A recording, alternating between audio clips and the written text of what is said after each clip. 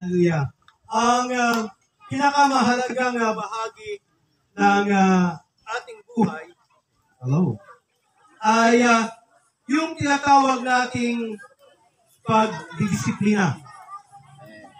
Ito yung bahagi na medyo tayong mga tao ay reluctant or umiiwas na sa ganitong mga gawain.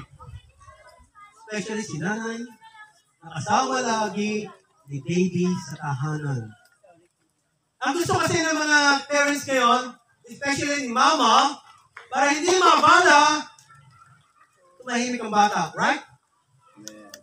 Say amen. Siguro, ayaw nyo talaga yan. Alam nyo siguro yung tinutukoy kung bakit hindi kayo pumapayag. Pagdisiplina is one thing na dapat laging priority ng parents, ng bawat magulang. Pagdidisiplina. Amen. Nung ako ay hindi pa naglilingkod sa Panginoon, ang priority ko ay maghanap buhay, of course.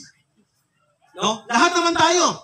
Priority natin ay maghanap buhay to give welfare sa ating pamilya. Mabigyan natin sila ng maayos na tahanan, maayos na kabuhayan, maayos na bubong na masisilungan. Kataon lamang na dumami na nagtitinda ng ukay-ukay. Oh? Amen? Kaya madali na ang ating mga pananamit.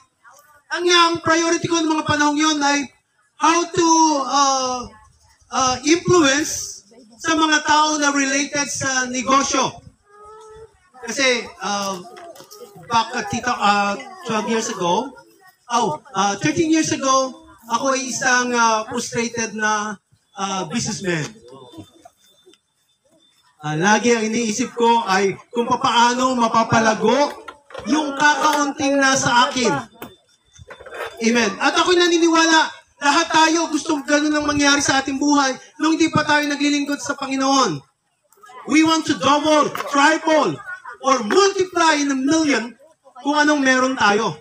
Gusto nating yumaman. Ama? Gusto natin lahat ay yumaman. Subalit, purihin ng Diyos sa aking ginagawang iyon. Pumasok ako or napasok ako sa isang sitwasyon na ako ay dinisiplina ng Panginoon. Amen. Yun ang katotohanan, mga kapatid ko sa Panginoon. Kaya ito ay related sa ating pag-aaralan ngayong hapon. Sa aklat ng Hebreo, chapter 12, verse 5. Chapter 12, verse 5 hanggang 13. Amen. Si Pastor Smack, makibasa nga. Para Hebreo 12:5 hanggang 13. At inyong nilimot ang iniaral na ipinakikipagtalo sa inyong tulad sa mga anak. Anak ko, huwag mong waling bahala ang parusa ng Panginoon o manglupaypay man kung ikaw ay pinagwiwikaan niya. Sapagkat pinarurusahan ng Panginoon ang kanyang iniibig at hinahampas ang bawat tinatanggap na anak. Na dahil sa ito'y parusa, kayo'y nagtitiis. Inaari kayo ng Diyos na tulad sa mga anak sapagkat alin niyang anak ang hindi pinarusahan ng kanyang ama. Datapwat kung kayo hindi pinarurusahan na pawang nararanasan ng lahat, kung kayo'y mga anak sa ligaw kayo at hindi tunay na anak. Bukod dito, tayo'y nangagkaroon ng mga ama ng ating laman upang tayo parusahan at sila'y ating iginagalang. Hindi ba lalong tayo pasasakop sa ama ng mga espiritu at tayo mabubuhay? Sapagkat katotohanan tayo pinarurusahan ilang araw ayon sa ating minagaling, ngunit siya'y sa kapakinabangan natin upang tayo'y makabahagi sa kanyang kabanalan. Lahat ng parusa sa ngayon ay tila man din hindi kaliligaya kundi kalulungkot. Gayon may pagkatapos ay namumunga ng bungang mapayapa ng katwiran sa mga nagsisipagsanay sa pamamagitan nito.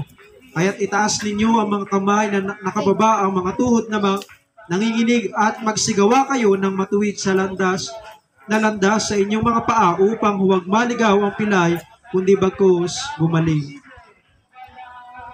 Amen. Tayo lahat ay yumuko sandali. Tayo manalangin na King of Diyos. Salamat po sa pagkakataon kami ay pangunahan mo sa hapong ito. Panginoon, sumasampalataya kami, Panginoon, ikaw ay makapangyarihang hihipo sa puso, sa kaisipan ng aking mga kapatid. Ang lingkod mong ito, Panginoon, ay walang magagawa. Umaasa lamang ako sa karunungan buhat sa iyo. Gamitin mo ang labing ito upang ipahayag, hipuin ang puso kaisipan ng aking mga kapatid ngayong hapon. Sa pangalan ni Jesus. Amen. Pwede bang palakpakan natin ang Diyos ngayong hapon? Amen. Ngayong gabi, or hapon, init na init, gabi. Amen.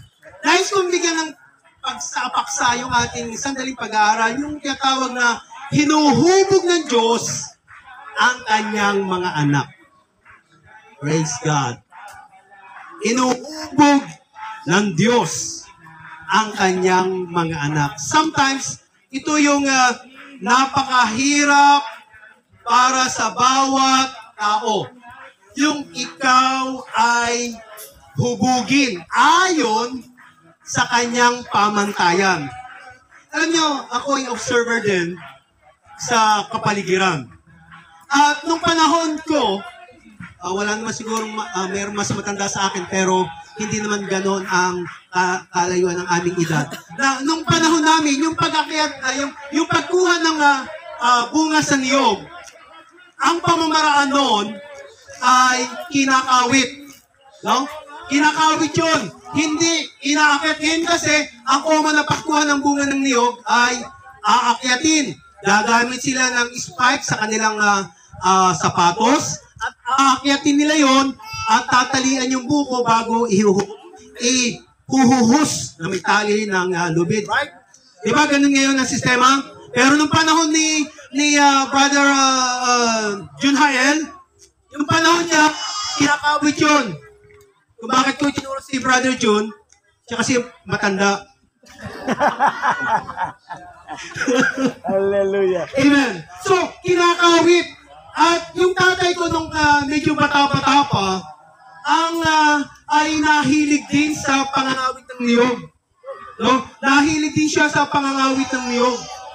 At napansin ko tuwing kukuha siya ng kawayan. Kawayan kasi ang ginagamit niya pangkawit ng niyog. Pinagdudugsong-dugsong yung kawayan. Pagkatapos sa dulo nun may pangkawit. Matalas na harabas ang tawag doon. No? At kakawitin yung buko hanggang bumagsak. Pero bago mangyari yun, pinagdudugsong-dugsong yung kawayan. Pero bago mapagdugsong-dugsong yun, minsan makukuha nila nakabaloktot yung kawayan.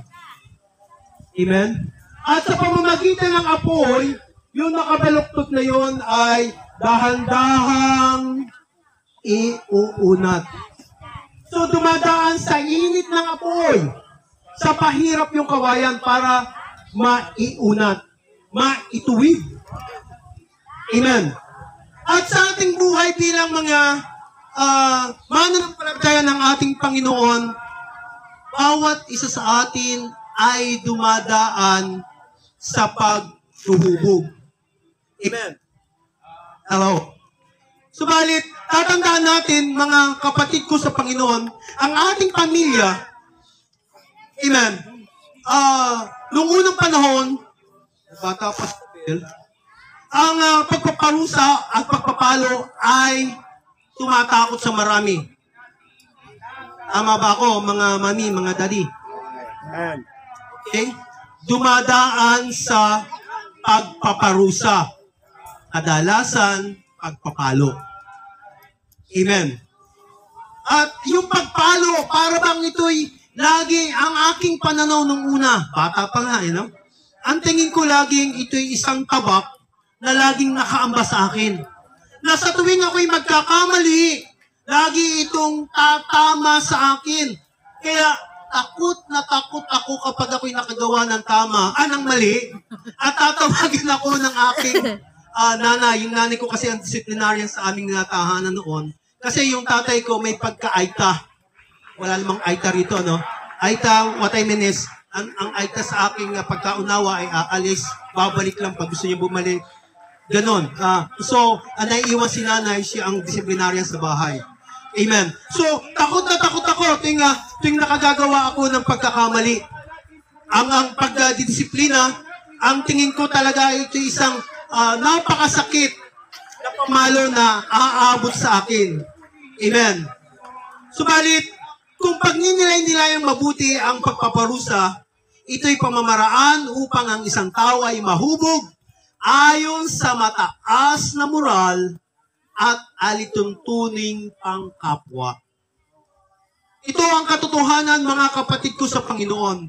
Tayo bilang mga nasa pamilya na ng Diyos ngayon, kabilang na tayo sa kanyang pamilya, ang ginagawa natin ay ang pagpapasya, or ang ginawa natin ay ang pagpapasya na tanggapin at sampalatayanan ang kanyang bugtong na anak na naging dahilan upang ang Diyos ay ating maging Ama. Ito ang naging dahilan. Amen. Kung bakit ang Diyos ay naging Ama, dahil tayong bawat isa sa atin ay nagpasya na tanggapin ang kanyang bugtong na anak. Ngayon, bilang naman natin siya, hinuhubog niya tayo mga anak upang maging kagaya niya. Kung tayo man ay nakakaranas ng pagpaparusa, ito'y para sa ikabubuti natin. Amen. Kaya una nating pag-aaralan ngayong hapon, sino nga ba ang pinaparusahan ng Diyos? Amen. Sabi din sa verse 5, sa NIV, nalimutan na ba ninyo ang panawagan ng Diyos sa inyo bilang mga anak niya? Mga salitang nagpapalakas ng loob. Anak ko, huwag mong baliwalain ang pagtutuwid ng Panginoon. At huwag kang panghinaan ng loob kapag ikaw ay dinidisiplina niya. Tandaan natin, ang Diyos, ang ating Ama sa Espiritu, ay nagpaparusa sa atin dahil minamahal niya tayo. Amen. If you ask me, bakit yung masasama parang laging enjoy? Nasa kanila ang pabor, ang kayamanan, ang property, ang influence, power, and fame. Wala silang inaalala tungkol sa parusa. Sila pa nga ang dahilan minsan upang mapahamak ang iba. Hear me. Pakinggan niyo ako. Hindi sila anak ng Diyos. Ang haharapin nila ay ang paghukom at ang impyerno kasama ang kanilang ama. Yun ang ating dapat tumatak sa ating kaisipan. Sometimes kasi tayo nag-iisip masyado. Bakit yung kapitbahay ko sama-sama naman, laging nasa kanila ang pabor. Nasa kanila lagi ang impluwensya. Nasa kanila lahat ang pagpapala. Ako, good boy naman ako. Ginagawa kong kalooban ng Diyos, pero bakit ganun? Amen. Pero sabi ng Bible, ang Diablo ang kanilang ama. Juan chapter 8 verse 44, ang Diablo ang inyong ama. Ang gusto ninyong gawin ay kung ano ang gusto niya. Sa simula pa ay mamamatay tayo siya. Hindi siya pumapanig sa katotohanan kailanman sapagkat walang puong sa kanya ang katotohanan. Kapag nagsasalita siya ng kasinungalingan, nagsasalita siya ayon sa kanyang kalikasan sapagkat siya ay sinungaling at siya ang ama ng kasinungalingan. At sa katotohanan, ang Biblia ay nagtala ng mga tao na pinarusahan din dahil sa hindi pagsunod sa Diyos. Meron ba kayong idea sino ba yung mga taong natala sa Biblia na pinarusahan dahil sumuway? Siyempre, kung isipin natin sino nga ba yung mga sumuway sa Diyos, siyempre, hindi mawawala sa listahan ninyo si David. Diba? Si David na hari. Amen? Nasa kanyang pabor, pero later on, sumuway, pinarusahan. Kaya nga sabi ng Bible, hindi mawawala ang tabak sa inyong harapan. Laging may mamamatay sa iyong pamilya. At patuloy itong nangyayari sa kanyang pamilya, si Jonas. Amen? Si Jonas. Diba? Napahamak din siya dahil sumuway siya sa utos ng Diyos. Pumunta ka sa Sariaya, ang ginawa, pumunta ng Chaong, Candelaria ang pinapupuntahan. Ayun. Di ba? Napahamak pa yung mga tao na kasama niya. Yung mga, kinabubuhay yung mga Israelita. Amen? Sila ay astig din or matitigas din ang ulo na lamang sumusuway sa kagustuhan ng ating dakilang Diyos. Kaya paulit-ulit silang pinarurusahan ng Diyos. Dahil nga, sila ay sumusuway. Ang katotohanan, hindi pwede tayong magkasala at pagkatapos ay magtagumpay. Yun ang katotohanan. Hindi po pwedeng ang gagawin mo ay kasalanan and in the end, magtatagumpay ka. Tandaan natin, ang amang hindi nagpaparusa sa nagkakasalang anak ay konsentidor at pabaya. Amen. Amen. Kaya kung ikaw ay tatay ngayon na hindi marunong mamalo sa iyong anak, pabaya ka. Konsentidor ka. Amen. Yun ang katotohanan, mga kapatid ko sa Panginoon. Kapag hindi mo hinaharap ang iyong anak sa kanyang kasalanang nagawa, konsentidor ka. Minsan, yung aking mahal, nariyan siya, yung maganda dyan, habang naglilingkod sa Panginoon, kapag dinidisiplina ko yung aming apo na 3 years old, ang katwiran ng aking mahal na maganda, sabi niya, huwag mo namang paluin yung apo ko, bata-bata pa yan. Batang-bata pa. Alam niyo, kapag hindi niyo dinisiplina ang bata sa murang edad, pagdating niya ng 10, 11, 12, 13, and on, magka-cry-cry ka na lang. Katotohanan yan, hindi mo na sila kayang pasunurin. Parang yung isang sanga ng puno. Habang yan ay maliit pa, pwede mo yung event kahit saang hugis o forma mo gusto. Pwedeng baloktutin o medyo konting slanted lang ganyan. At pwede mong unatin. Pero kapag ganyan nakalaki, you cannot do anything para yan ay sumunod sa gusto mo. Kailangan mo na siyang putulin. Ganyan din sa mga bata.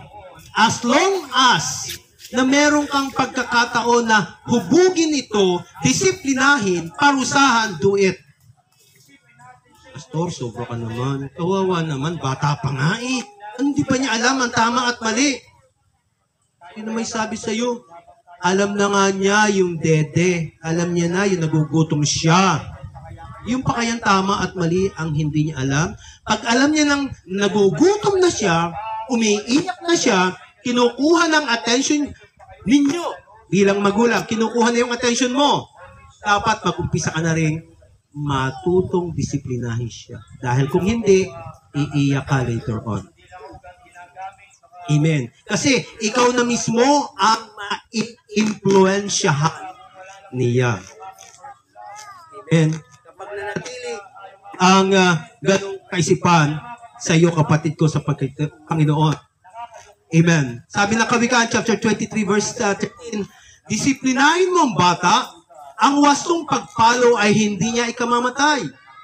Inililigtas mo siya, umupa siya, mula sa daigdig ng mga patay. So, matalinong tao ang sumulat nito. No, hindi ako. Ang matalinong tao ang sumulat nito. Kailangan disiplinahin natin ang bata. Sabi roon, ang tama or wastong pagpalo ay hindi niya ikamamatay. So, sa mga young mothers, young parents, no, yung mga matatandang kagaya namin, syempre, matatanda na rin yung mga anak namin.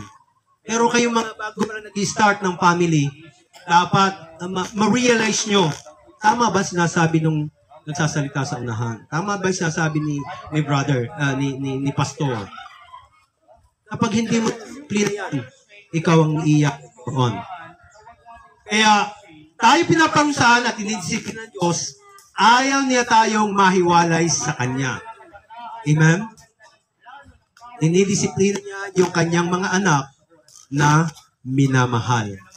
Kaya pangalawa natin titingnan, bakit nagpaparusa ang Diyos? Sabi sa verse 7 and 8 sa ating talata pa rin pinag-aaralan, tiisin ninyo ang lahat ng hirap tulad sa uwid ng isang ama. Dahil ito ay nagpapakilalang kayo tinatanggap ng Diyos bilang tunay niyang mga anak. Sinong anak ang hindi dinidisiplina ng kanyang ama? Kung ang pagdidisiplina na ginagawa sa lahat ng anak ay hindi gagawin sa inyo, hindi kayo tunay na mga anak, kundi kayo'y mga anak sa labas.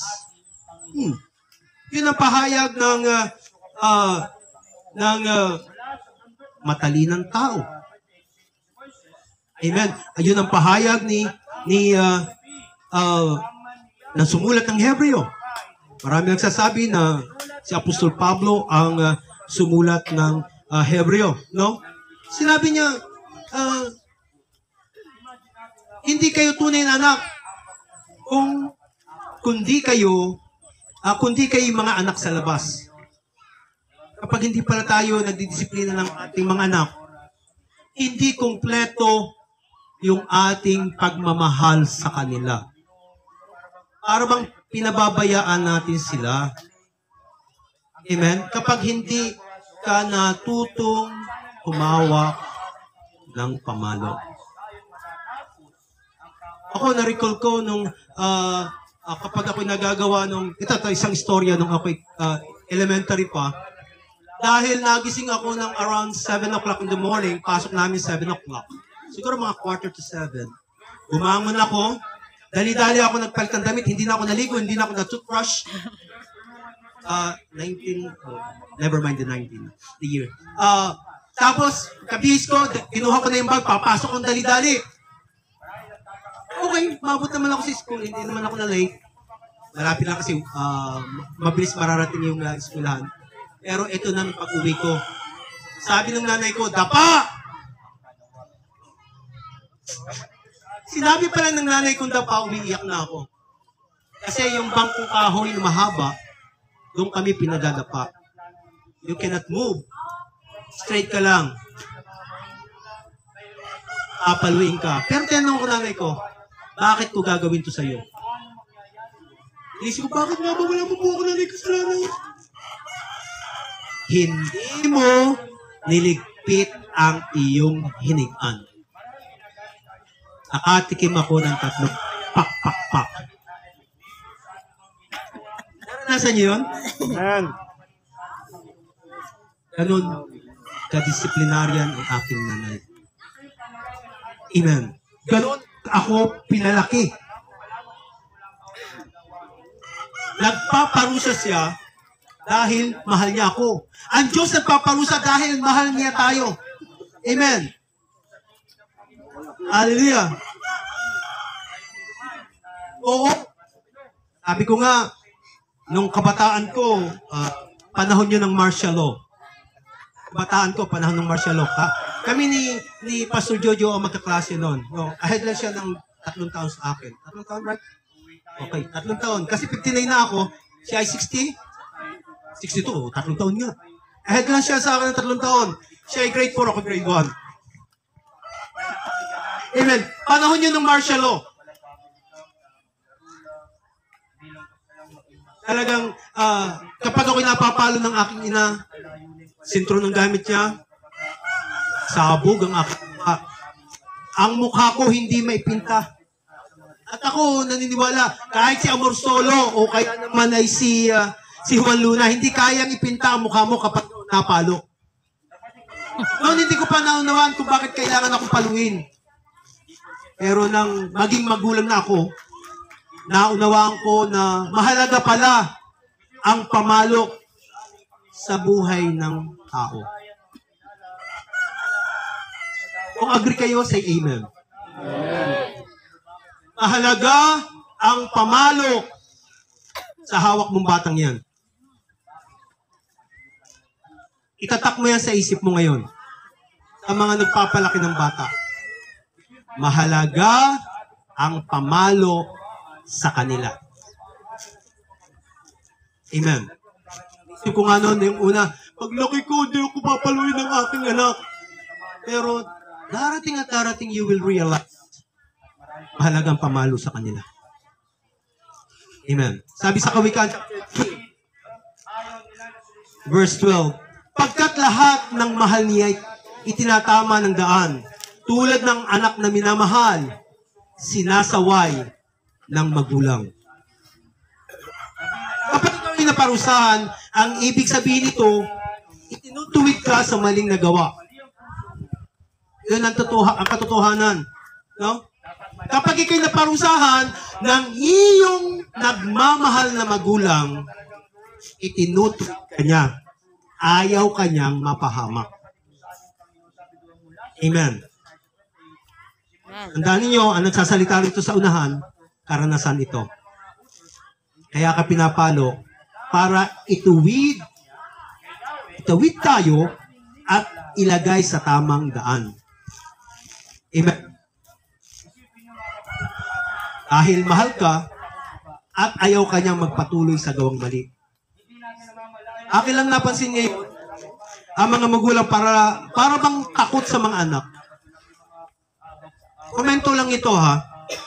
Napansin ko lang sa aking mga paghayo, sa mga Bible study, amen, ang mga magulang parang takot sa kanilang mga anak. Kahit yung bata, naroon pa sa crib, no? Parang takot na sila sa bata. Habang nagba-Bible study ako, umingit lang sandali yung bata. Ikad na si nanay. Agad na pinupuntahan ng kanilang anak. Diba, palatandaan nyo na takot ka sa iyong anak? Oh, hindi, pastor. Nag-aalala lang ako sa aking anak. Baka kung napapaano na yan. Siguro yun ang inyong nasa kaisipan. Amen. Pero kung kayo patuloy na nag-oobserba, no? Ang mga bata, grabe mag-demand sa mga magulang. Akala mo sila ng boss kung magsalita. Kung magmura, wagas. Narinig niyo ba yun? Mas matapag pa minsan ang mga anak sa mga magulang? Narinig niyo yun? Hindi pa. Salamat kung hindi niyo naririnig. Praise God, Kristiyano nga ang pamilyang naririto. Pero kung narinig niyo yun, there's something wrong. Merong dapat na mabago. Amen. Kapag hindi na ibigay ang gusto ng bata, mag-aalburuto at maglulupasay. Si nanay o si tatay naman, sa panahon ngayon, as I observe, no, sige, bigay na ang gusto niya para tumigil. Bigay ang tablet o cellphone para tumahimik. Amen? Oh, wala rito. Salamat sa Diyos. Walang dito talaga. Tahimik eh. Walang umiinin. Ibig sabihin, hindi nila ginagawa ang mga bagay din. Praise God. Amen. Hallelujah. Isang kwento. Kami ng aking mahal ay nagkaroon ng pagkakataon na ipagsama ng ating regional leader sa Vietnam, sa isang rally, Iron Rally, at saka sa Cambodia. And along the way, pagbaba namin ng airport, siyempre sinundo kami ni Pastor Emil that day, that night pala, gabi yung dumating kami ron. Sinundo kami ni Pastor Emil, siyempre, kwentuhan, fellowship, kain ng bumbu. Bumbu ba yun? Whatever yung mami nila nasikat doon. Whatever, nalimutan ko na. And the following morning, sakay na kami ng bus. At pagsakay namin ng bus papuntang Cambodia, amen, nakasabay namin ng isang misyonaryo, American missionary, galing sa San Antonio, Texas, si Pastor Chris Ragnao. No? At siya may 3 anak. Mapag-observe talaga ako. No? May 3 siyang anak, 2 lalaki, 1 nini. Pangalawa yung nini, o babae. And along the way sa bus, sabi ni Pastor Chris Ragnao, you sleep. nag-sleep na yung panganay. Yung bunso naman hawak-hawak nung kanyang may bahay. So, kalmado yung bunso. Pero yung pangalawa, yung babae, ang kulit-kulit, ayaw matulog. So, pinabayaan lang siguro, panayan sa ni Pastor Chris, pinababaya, pero from time to time, nasa likuran sila ng upuan namin ng aking mahal na maganda. Kasi siya na kayo, may hawak ako ng mic, kakakontra sa akin, yung aking mahal maganda. Amen. So, habang ako'y naroon sa unahan ni Pastor Chris Ragnaw, kulit si Rachel, ang pangalan ng batang babae, okay, ay hindi talaga mapigil. So, nagtitimpi si Pastor Chris Ragnaw. Then, nakarating na kami sa Cambodia. Tanghali na noon, nagkaayaan kami na kumain sa pizza house. Oh, nagpizza kami doon sa pizza house. At napagkasunduan, ambagan, $10 ang nagastos namin ng aking mahal. Dami. Kain kami, sarap-sarap. First time. So, pero habang kami nakatira doon sa counter, bigla nang pumalahaw si Rachel. May lumagapak, pak! As bumalahaw ng iyak si Rachel. Biglang paglingon ko, sabi ko, ano nangyari? Pinalo ni Pastor Chris si Rachel. Ganun, anong nangyari? Pinalo, pinarusahan. Ipinakikita sa bahaging ito na tayong mga, kahit na ikaw ay pastor, dapat ka pa rin mamalo. Hindi ka exempted. Ay, mabait na ako, pastor na nga ako eh. Hindi ko dapat pinapalo ang aking anak. Masamang example sa mga kapatiran, dapat ay pinababaya ko malikot sa church yung bata. Who told you? Ang bata, pag malikot sa loob ng church, especially sa mga mag-asawang pastor, yan ay kinukuha, inilalabas para maging payapa ang loob ng church. Kung ayaw papigil, paluin. Ginagawa yan sa bayan ng Malba. Tanungin mo sila, yung mga Malbareño. Inaagaw yung bata sa magulang. Kapag ibinigay, okay. Pag hindi, labas pati si nanay. Kasama yung kanyang anak na makulit. Ganyan ang ginagawa sa bayan ng Malba. Amen. Kaya, mga pastor, disiplinahin natin ang ating mga anak.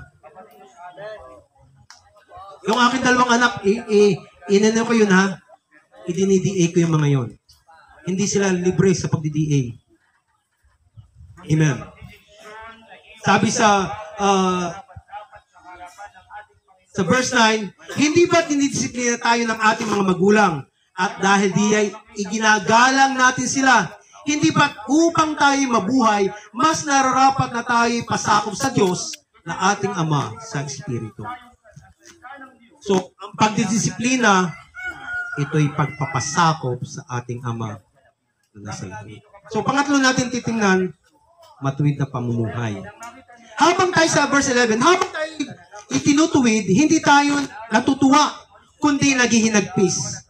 Ngunit pagkatapos niyon, mararanasan natin ang kapayapaang bunga ng pagsasanay sa matuwid na pamumuhay. Ang ating natural na reaction, o ang natural na reaction ng tao, kapag itinutuwid ay masasaktan. Diba? Sa mga na-DA na, sa mga ginagamit sa unahan, sa mga magulang na itutuwid ng pastor, di ba masakit? Di ba? Parang grabe naman si pastor. Sobra naman. So, ganito yung ating natural reaction. Masasaktan tayo. Maaaring magtatampo ka kay pastor. Pag itinutuwid ka ni pastor. Remember, kami mga pastor, may pastor din kami. Hindi ako exempted sa pagtutuwid. Dalawang pagkakataon na ako itinuwid. At ito ay hindi ba yung isang sa sikretong lugar. Nakakausapin ako na, ay, Pastor Idros, parit ka nga. Hindi ganon. Ako'y itinuwid on the spot. Habang ako'y nagpapatotoo sa konferensya sa Lucena, ang sabi ko'y ganito, yabang ko. Kasama ko po ang aking may bahay at ang kanyang dalawang anak. Nasa likuran si Pastor Boyet. Alam niyo ang sabi ni Pastor Boyet, bakit? Hindi mo ba anak mo yun? Parang sibat at tumama sa aking puso. Amen. Minsan, natutuwa ako, napunta kami sa may meeting, pastor's meeting. Kasama, pastor's meeting tapos sa Jubilee ng gabi. Eto ako, kita naman niyo ako, madaldal ako, makwento ako. Nakakita ko yung mga kapatiran sa Lucena, mga kababaihan. Sabi ko, pag nakikita ko kayong mga taga-Lucena, para kayong mga anghel sa aking paningin. Eto si Pastor Ernie, lumapit sa akin, walang anghel na babae.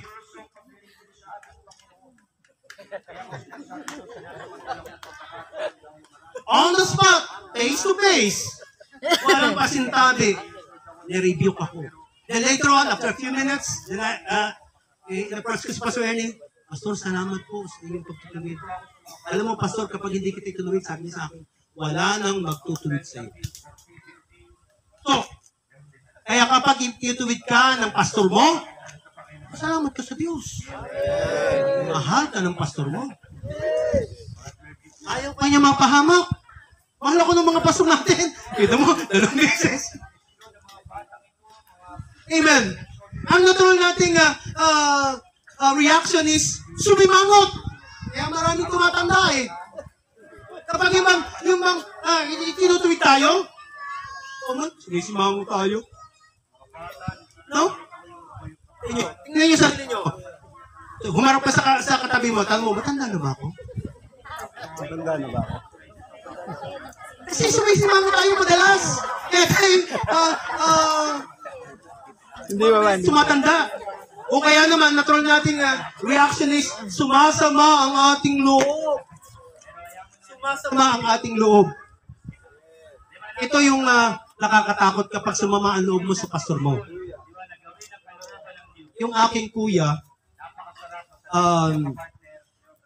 pamilya kasi namin, we are 10, 7 ang lalaki, 3 babae. Palibasa mga deprived sila ng education. Laging ang nasa isip lamang nila ay kawawa ako. No, laging kawawa ako. Kaya kapag nagkakaroon ng encounter yung magkakapatid ko, dahil 7 lalaki, nagkakabanggaan sila ng idea, nagkakasakitan sila. Alam nyo, pag sinasabi ko, patawarin mo na si kuya, pare-pare, gusto ko lalaki. Magpatawaran na kayo sa isa't isa. Alam nyo, sabi nila, magkapantay ng pa ako, hindi ako magpapatawad. Naroroon yung nakatanim na sama ng loob.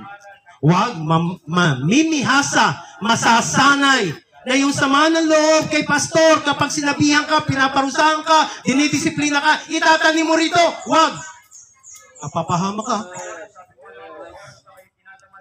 Huwag kang magtatanim ng sama ng loob.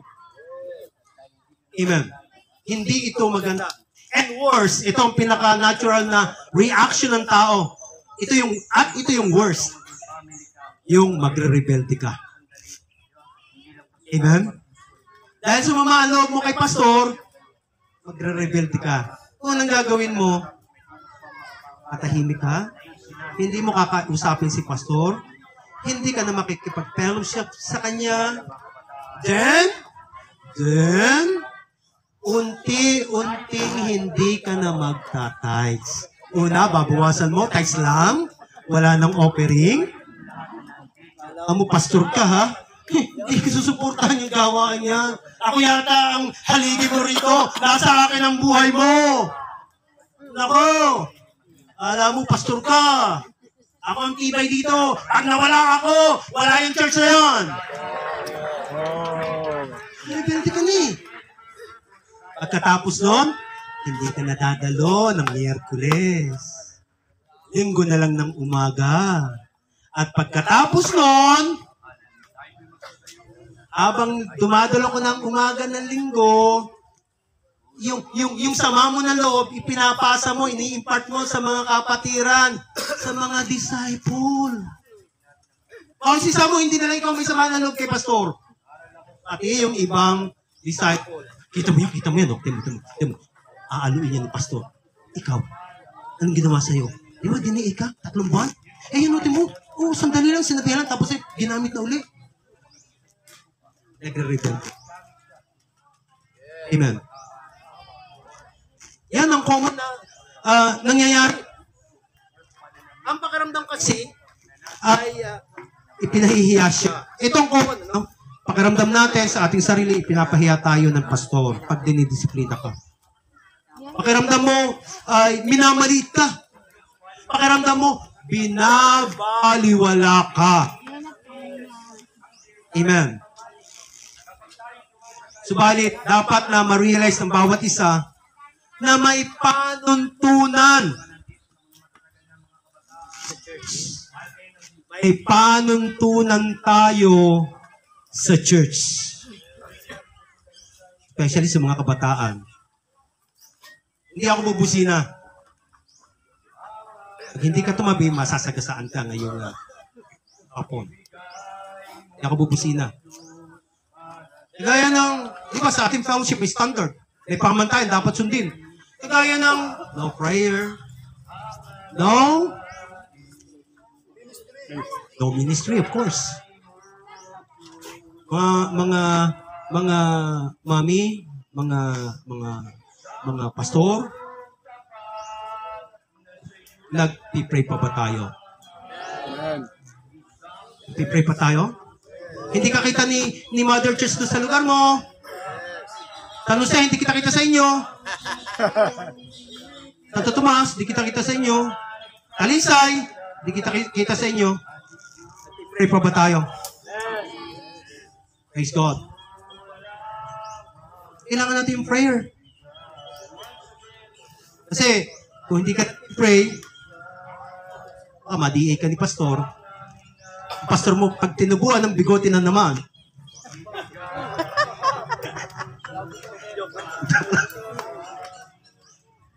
sa mga kabataan, kapag hindi pa mag-aasawa, bawal manligaw, sapagkat siguradong maliligaw. No? Sa mga kabataan, ay, wala nang kabataan dito. Salamat. Nga pala. No? Tanggalin natin yan. Pero kasama si standard natin yan.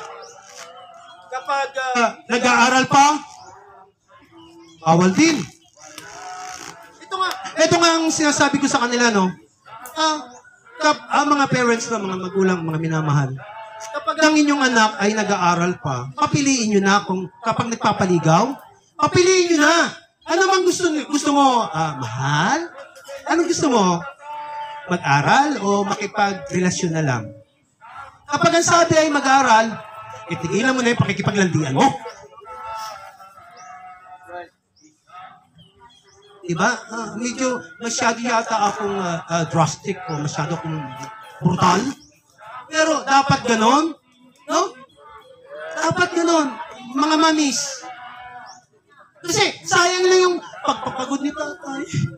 Mag-abroad pa nga yung si tatay para bigyan ka lang ng magandang future, oh.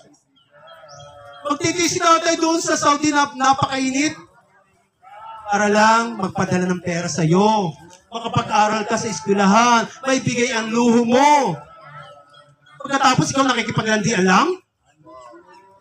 Anak ka ng tatay mo? Diba? Kaya, mga mommies, mga daddies, kapag ang anak mo, lalaki man yan o babae, gusto na makipagrelasyon, o nakikipaglandian na, papiliin mo na as soon as possible. Para hindi ka na mahirapan, para yung isusustento mo sa kanya, para na lang sa inyo mag-asawa. Wow, para sa aming old age. Para sa amin na ito. Pinili mo yung buhay na yan, di? I'll let you go. Remember, pagpili yun, ha? Pagpili. Amen. Kaya pag bata pa, huwag muna. Standard yun. At sa unahan, hindi pwedeng gamitin yung mga pasaway. Pag ikay pasaway, hindi ka pwedeng gamitin sa unahan. Bakit? Makakahawa ka, parang ang bulok na kamatis. Sakit naman pastor siya. Sabi mo, kanina ka pa. Tanong niyo yung mga pastor ninyo kung ano ginagawa. Ganun talagang ginagawa. Kapag ikaw ay pasaway, i-DDA ka. Nakakainis palang isipin, meron akong disciple, 13 years old, nag-I love you na, babe. Love you, babe. Ang tatay mo, hindi ka pa nakakabili ng brief mo? Ang bain mo, galing pa kay nanay mo? I love you, babe ka dyan? Kung tatay ako noon, ibibiting ko yun sa puno ng kamatis. Siyempre na, baka mamatay. Amen? Yun, naka-DA ngayon. Never mong pahihintulutan nun, pastor. Mami, daddy, huwag niyong pahintulutan na kumarengkeng agad ang inyong mga anak. Kapag pinahintulutan mo, ikaw ay konsentidor. Pabaya ka. Amen. Dapat ang katapatan at kalinisan, ito'y mahalaga sa ating ginawang pagmiministeryo. Dahil ito ang nais ng Diyos.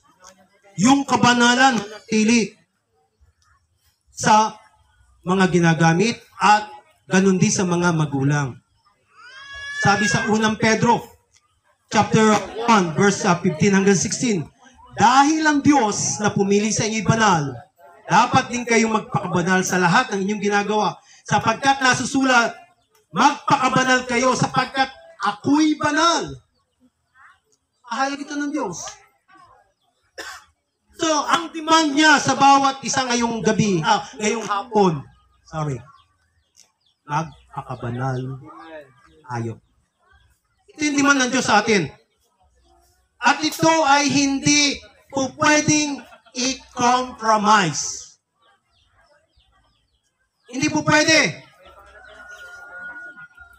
Sabi niya, magpakabanal kayo. Remember, hindi mo hawak ang buhay mo. Alay mo, si pastor, mamaya, hindi na gumising pagtulog mamayang gabi. Kasalanan ko kung hindi ko sinabi sa inyo magpakabanal kayo. Ikaw, pag hindi kayo nagpakabanal, hindi nyo ginawa yung kalooban ng Diyos, ang kaya kayo pupunta. Sabi ng Diyos, magpakabanal kayo sapagkat ako'y banal, sabi ng Diyos. Amen. Kung hindi nyo ito gagawin, sorry. Tandaan natin kapag tayo sumusunod sa kalooban ng Diyos, ang sigurado, hindi tayo maliligaw o mapapahamak man. Sa aking pagtatapos, this is our life story. Pero talagang ito lang binubunutan ko. This is our life story. 2000, sa Dalahican kami, naninirahan. Sama yung aking mahal na maganda, yung aming dalawang anak. Siguro kilala naman yung aming dalawang kiddo, yung aming dalawang anak. And ang target ko lang lagi ay kung paano magkakaroon ako ng pera, palakihin ng pera, yumaman, makabili ng lupa, bahay, sasakyan. Mapalaki ang negosyo. Negosyante kasi nga ako, sabi ko nga kanina. At yun ang plano ko sa aking buhay hanggang sa dumating yung malaking problema. Na sa tingin ko, ito'y isang napakahirap na sitwasyon sa aking buhay. Yung itinayo kong landing, nalugi, at ang hindi ko matanggap, yung mga nangutang paron, panagdemanda sa akin. Natakot ako, hindi ako sanay sa kaso, 5 demanda ang inabot ko. Estapador. Tingin nila sa akin, estapador.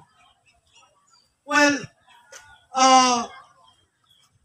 kung iisipin mo, malinis ang intensyon ko. Yumaman ang pamilya ko, maging maayos ang buhay namin. Yun ang target ko.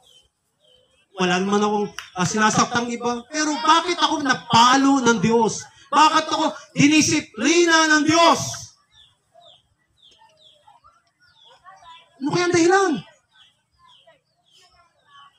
Ang nakita ko, habang binubuo ko yung mga pangyayari sa aking buhay, mga nangyari sa aking buhay, from that time Till now.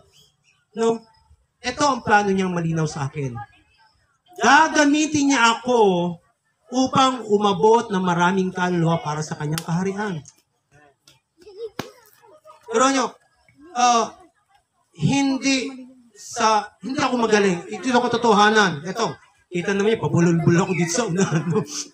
Hindi ako hindi nyo halos maintindihan yung pinapangaral. Pero, anong ginawa ng Diyos? Pinadala niya ako sa Malbar. Itinatag niya ang bayan ng Malbar, ang church ng Malbar. Pagkatapos yung bayan ng Malbar, nakapagtalim pa ng 3 iglesia. Sa ngayon.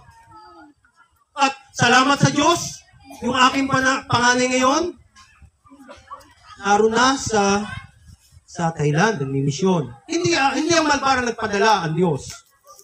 Ang nagpadala ay ang national natin, ang Mandaluyong. Pero, sabi nga, buhat sa balakang ni Abraham, ayun, may pinadala. Amen.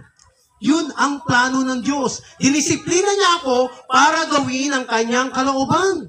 Para maabot yung full potential sa destiny na inilalaan niya sa akin.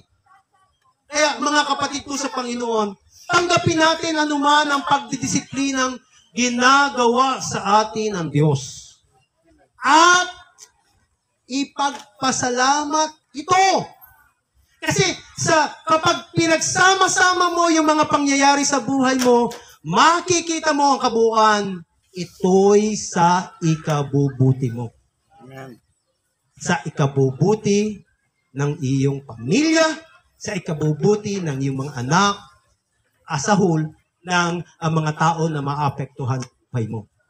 Kaya, kapatid ko sa Panginoon, ipagpasalamat mo kapag nakakatanggap ka ng disiplina. Amen. So, ngayong hapon, tayo lahat ay yumuko. Tayo mananalangin. Dakilang Diyos, salamat po sa mga salita mo na aming tinanggap, Panginoon. Mga katotohanan na ayon sa iyong kalooban. Lord, ang lingkod mo, Panginoon, na ginamit, patuloy mo pong gagabayan, iingatan, Panginoon, 10 ng aking mga kapatid na naririto, pagpapalain mo nga po sila, Panginoon.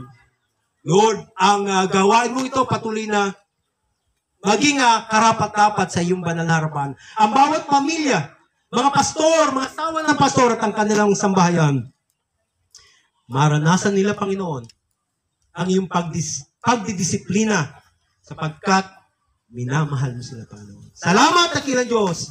At muli sa iyo ko binabalik ang pinakamataas sa papuri pagsamba sa pangalan ni Jesus. Amen. Praise God. Palakpakan natin Diyos. Praise God.